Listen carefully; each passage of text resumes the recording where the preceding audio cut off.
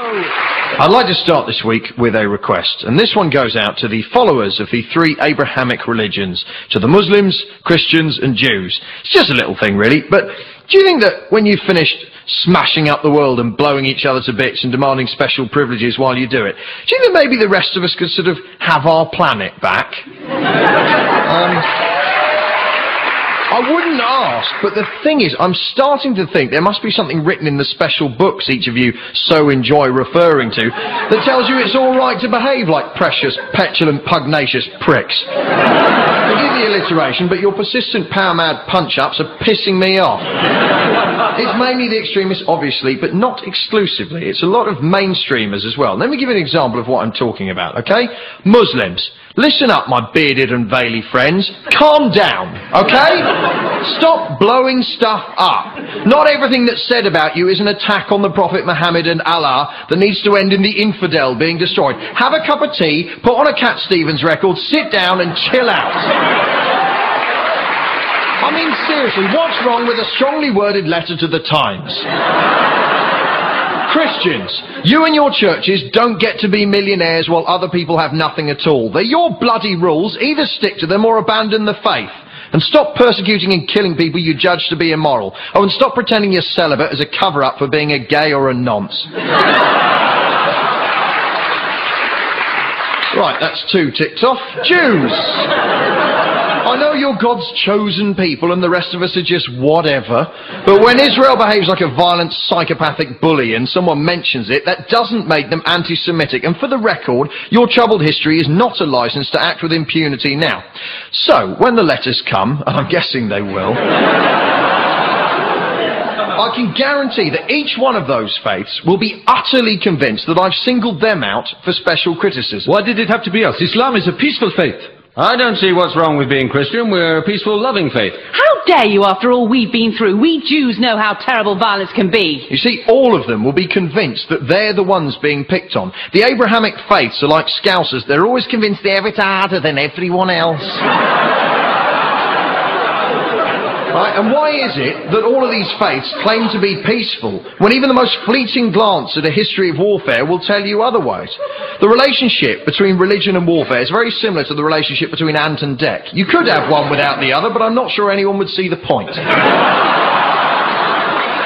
I wouldn't actually like it, but it would at least be refreshing to hear one of them come out and say, "Oh, our faith's far as you like. We'll have a scrap, us lot. We do. Honestly, our special book says fight, fight, kill, maim, fight, smash, destroy, fight, murder, kill, and fight. That's why I signed up, to be honest. I'm a bit naughty, know what I mean?"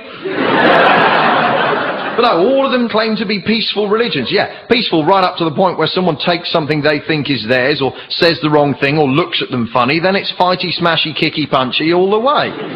I know this will upset a lot of people, and frankly, I don't care. I'm getting so sick of religious people screwing it up for the rest of us. Please don't kill us, seriously. As far as I'm concerned, this is the only chance we get. When we die, it's all over. There's no virgins and pearly gates waiting for us, no big beardy man saying, "Right, so how do you think that went then? Bit mixed? Ooh, killed a lot of people in my name, I see. Yeah, not really what I had in mind, actually. Tell you what, have another go as a worm." While we're at it, I'm sick of religious people forcing their children to define themselves by their parents' faith. A 4-year-old is no more a Christian than he is a member of the Postal Workers Union. A fair working wage, decent working conditions, and time allotted to see the new Transformers film,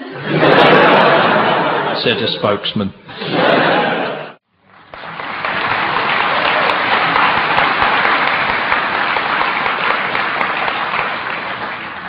Another piece of consciousness raising. You've all seen maps of the world showing what people believe in different places. In the blue area, they're Catholic. In the red area, they're Protestant. In the orange area, they're Eastern Orthodox. In the green area, they're Sunni, Muslim, and so on. And we all take that perfectly for granted. It seems entirely natural that people's opinions about the cosmos, about morality, about humanity, should depend upon the accident of geography where they happen to have been born. Suppose scientists worked like that. Take a difficult an interesting scientific issue. Take, for example, the question of what made the dinosaurs go extinct. Was it an asteroid hitting the Earth? Was it a comet? Was it the rise of the mammals? Was it a plague of viruses? All these different theories have something going for them. In the blue area, the scientists all believe that it was a meteorite. In the red area, they believe it was a comet. In the orange area, a virus plague. In the green area, the eggs of the dinosaurs were all eaten, etc. I hope yet again to have raised consciousness. We all take for granted that it's okay for religion to be distributed geographically in that kind of way. And yet we immediately see, when I show you a map like this, how totally ridiculous that is. Why do we all accept it as though it were natural and sensible and the way things should be? Here's another exercise in consciousness raising, again using the example of the scientific controversy over what made the dinosaurs go extinct. The Quarterly Review of Biology is a journal in which biologists publish their findings, their research. I have edited an imaginary spoof issue of the Quarterly Review of Biology devoted, as they sometimes are, to a particular topic, namely the topic, did an asteroid kill the dinosaurs? The first paper would be a perfectly respectable and normal scientific paper. Iridium layer at KT boundary and potassium argon dated crater in Yucatan indicate that an asteroid killed the dinosaurs. Nobody would be surprised to see a paper like that in any scientific journal. The President of the Royal Society has been vouchsafed a strong inner conviction that an asteroid killed the dinosaurs. It has been privately revealed to Professor Huxtane that an asteroid killed the dinosaurs. Professor Hordley has been brought up to have total and unquestioning faith that an asteroid killed the dinosaurs.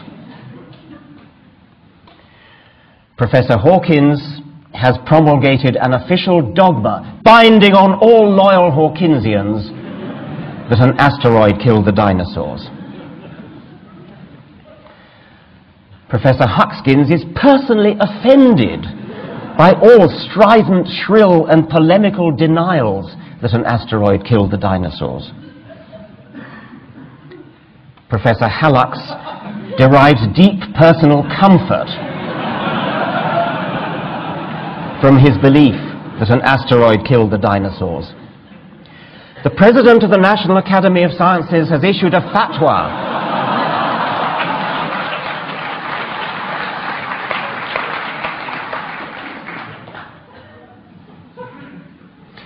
I'm now going to switch gears and look at a couple of criticisms that the hardback God Delusion encountered, and I've mentioned these in the preface to the paperback, which is now just out.